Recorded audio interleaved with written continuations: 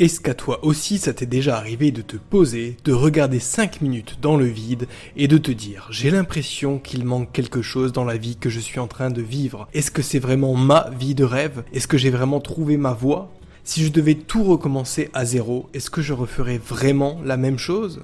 Si c'est le cas, alors reste attentif car, je te le garantis, le livre dont on va parler aujourd'hui va pouvoir t'aider.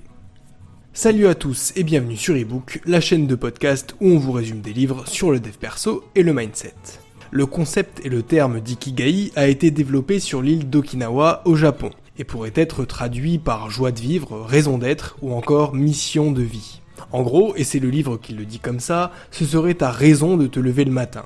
L'ikigai fait partie des 6 facteurs qui expliquent la longévité exceptionnelle des habitants de l'île d'Okinawa. Donc autant te dire que ça n'est pas un truc spirituel ou un truc un peu perché, mais vraiment du concret. En fait, l'ikigai se situe au carrefour de 4 grands axes qui sont ce dont le monde a besoin, ce que tu adores faire, ce pourquoi tu es payé et tes talents.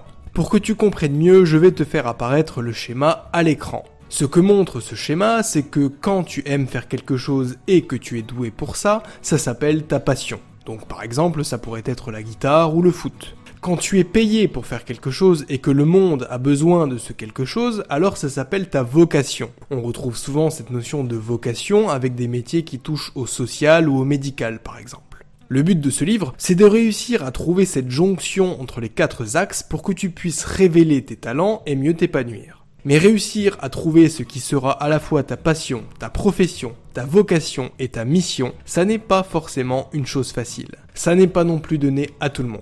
Alors si tu veux faire partie des privilégiés qui ont trouvé leur ikigai, alors suis bien cette vidéo jusqu'au bout.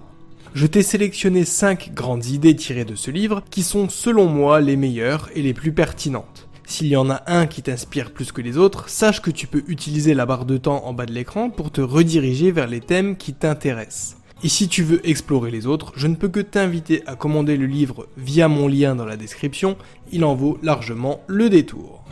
Idée numéro 1, si c'était simple, comment ce serait? En gros, si tu pouvais transformer ta vie d'un coup de baguette magique pour que tout te convienne, ça ressemblerait à quoi? Si tout était simple, qu'il n'y avait pas la peur du jugement, de l'échec, que tu avais toutes les compétences que tu voudrais avoir, et même plus de temps, alors tu ferais quoi? Peut-être que tu aurais plus d'audace et que tu oserais postuler pour le job de tes rêves, même si tu sais que tu n'es pas le meilleur dans le domaine. Peut-être que tu oserais enfin aborder ton crush. Peut-être que tu t'offrirais un road trip tout seul, juste pour le plaisir de découvrir d'autres cultures et te recentrer sur toi-même. Le problème qu'on a, c'est qu'on rend tout beaucoup trop compliqué. On veut éviter de se tromper, que tout soit parfait du premier coup, qu'il n'y ait aucune erreur. Sauf que ça n'est pas ça la vraie vie et que plus tu veux connaître la réussite, plus tu vas devoir connaître l'échec. Idée numéro 2, quel était votre rêve d'enfant? Cette question peut paraître un peu bateau, mais en fait elle est très efficace parce que l'enfance c'est justement une période où on n'a pas tous les blocages qu'on a évoqués avant, à savoir la peur du jugement, de l'échec ou du manque de compétences. C'est une époque où on clame haut et fort qu'on veut être alternativement super-héros, rockstar ou encore pilote d'avion. Donc n'hésite pas à réveiller ton enfant intérieur, prends un papier et note 5 choses que tu aimais faire quand tu étais enfant. J'ai donné ici des exemples de professions parce que c'est ce qu'il y a de plus parlant, mais si tu penses à d'autres choses, tu peux tout à fait les inscrire. Le but, c'est d'en tirer une idée générale sur ce qui te fait vraiment vibrer et d'en faire quelque chose derrière. Par exemple, quand j'étais enfant, je voulais absolument devenir acteur, puis quand je me suis rendu compte que ça risquait d'être compliqué, alors je voulais posséder mon propre hôtel. Aujourd'hui, je ne suis ni à Hollywood ni au Hilton, mais je gère cette chaîne YouTube et j'investis du temps et de l'argent dans des projets immobiliers. Ça colle plus ou moins avec mes intérêts d'avant, pour l'instant ça me convient, et pour le reste, on verra bien ce que l'avenir nous réserve. Idée numéro 3, qu'est-ce qui vous rend jaloux? Si on est en colère et qu'on jalouse ce qu'une personne représente, possède ou fait, alors c'est que quelque part, elle nous inspire. Ça peut être difficile à admettre, mais est-ce que ça t'est déjà arrivé de sortir des phrases comme « Oui mais attends, pour lui c'est plus facile, il n'a pas autant de trucs à penser que moi. Oui d'accord, il investit dans l'immobilier, et puis quoi? Dans 5 ans, il va être ruiné parce que ses locataires ne l'auront pas payé. Ah, il fait un tour du monde lui, bah dis donc, j'aimerais pas être à sa place avec tout ce qu'on entend aujourd'hui. » Ce qui se passe à ce moment-là, c'est qu'on se sent dévalorisé, piqué de l'intérieur par la réussite ou par l'audace des autres. Et ça n'est pas un problème en soi parce qu'on a tous un jour plus ou moins raisonné comme ça, même si au fond on sait que ça n'est pas bien. La bonne démarche, c'est d'en faire quelque chose de positif, une source d'inspiration.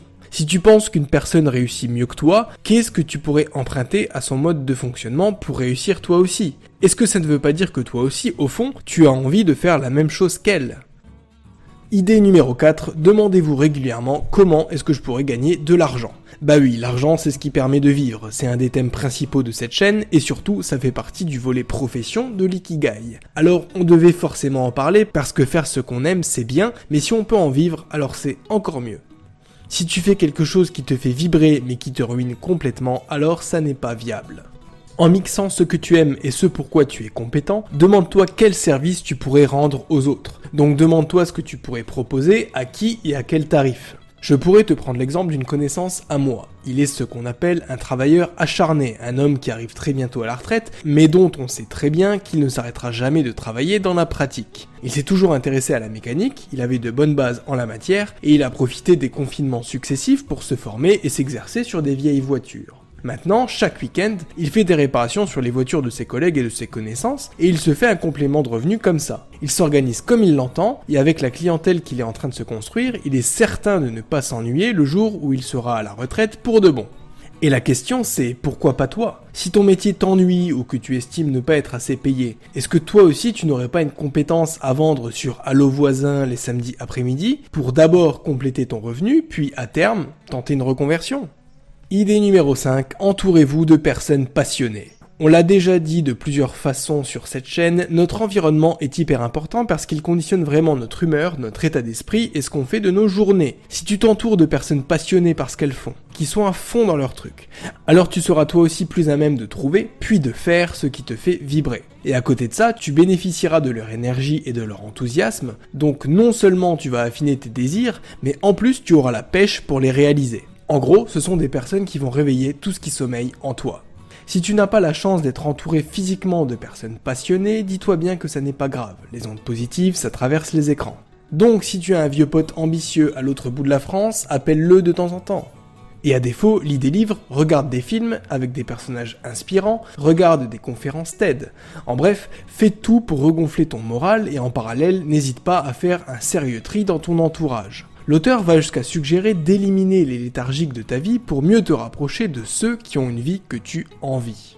Elle t'encourage pour cela à faire un exercice simple. Note le nom de 5 personnes dont tu estimes qu'elles sont passionnées. À côté de chaque nom, note une qualité que tu aimes particulièrement chez cette personne. Et enfin, énonce une action que tu pourrais faire pour la fréquenter plus souvent. Ça pourrait donner un truc du genre, j'adore l'entrepreneur Elon Musk, je le trouve déterminé et surmotivé à changer le monde. Je pourrais donc écouter des podcasts de motivation qui parlent de sa vie, ou tout simplement regarder des vidéos dans lesquelles il parle de son travail. Si tu as d'autres idées de personnages inspirants, tu peux toujours nous le dire en commentaire. Dans tous les cas, j'espère que ce podcast t'aura aidé à commencer ton travail d'introspection. Si c'est le cas, n'hésite pas à le liker, à le partager, et encore une fois, n'hésite pas à commander le livre si tu penses qu'il peut être utile. Je te dis à bientôt pour un nouvel épisode, c'était ebook, ciao ciao.